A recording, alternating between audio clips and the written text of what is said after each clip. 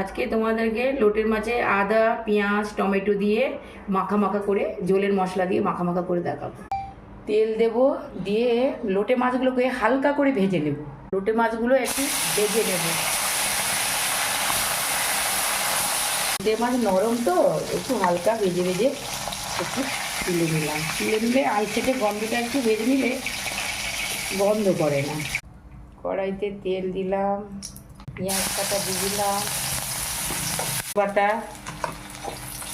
Tomato কাটা, আদা বাটা, একটু লবণ, একটু লঙ্কা গুঁড়ো, একটু হলুদ গুঁড়ো, একটু জল দিয়ে একটু কষাবো।